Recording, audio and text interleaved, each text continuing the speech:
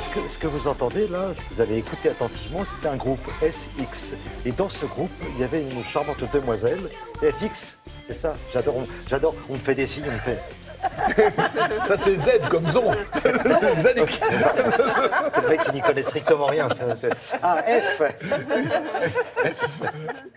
Bon, en même temps, très sincèrement, on ne peut pas vous en vouloir parce que c'est de la K-pop, c'est sud-coréen, même si c'est... Non, ça dit, c'est quand même connu de manière internationale. Je connais plutôt pas mal en artiste sud-coréen. C'est dommage. Voilà, ça m'a un peu échappé. Sully, elle s'appelle Sully. Sully, c'est vrai. Et Sully, c'est la petite effrontée sud-coréenne qui fait pas comme tout le monde. Elle fait un petit peu ce qu'elle veut. Et il faut savoir que dans la K-pop, eh bien ça plaît pas beaucoup. Pourquoi? Parce que la K-pop, il faut juste rappeler ce que c'est. C'est du divertissement, c'est de la musique qui vient de Corée du Sud, mais pas que. C'est aussi des chorégraphies qui sont très millimétrées, très calibrées, avec des danseurs, des chanteuses qui sont super beaux, à la mode, etc. Donc l'image est extrêmement bien surveillée et travaillée. C'est lissé, c'est très lissé, c'est de la fabrication de stars. Hein. Et en fait, Sully, elle n'a pas suivi les règles. Donc elle s'est faite justement virée de ce groupe FX parce qu'elle a eu une relation avec un rappeur et ça, dans la K-pop, c'est totalement interdit.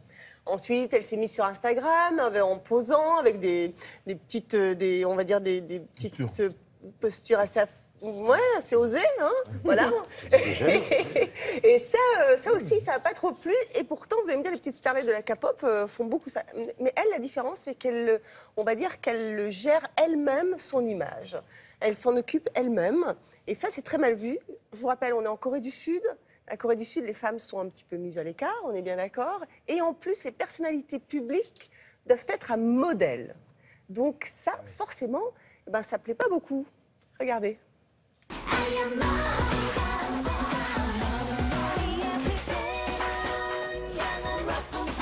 Sully, elle est connue des Coréens depuis finalement assez longtemps, même si elle est très très jeune, elle a 22 ans, mais c'était une enfant actrice. Et en fait, depuis très longtemps, elle a cette image de petite princesse. Elle a exactement ce que les Coréens aiment en termes de critères de beauté. Elle est grande, elle a cette belle peau blanche, ses grands yeux. Pendant très longtemps, elle a eu cette image innocente. Et puis en fait, à peine 15 ans, elle est devenue membre d'un groupe de K-pop qui s'appelle FX. Pour beaucoup de jeunes, la K-pop est à la fois une forme d'évasion et à la fois une forme de contrainte. C'est un monde où on diffuse une image toujours joyeuse, toujours légère, et c'est fait pour ça, c'est fait pour remonter le moral des gens. Et en même temps, c'est devenu une contrainte parce que c'est devenu la norme. Il faut avoir l'air jeune, il faut avoir l'air beau, il faut avoir l'air mince, etc. Sully, de cette jolie jeune fille un petit peu innocente qui a prêté son image à plein de marques de cosmétiques, qui faisait beaucoup de photos de mode et qui représentait cette image glacée un petit peu idéale à laquelle on a envie de ressembler, elle a ensuite pris un autre chemin, soudainement, en 2015.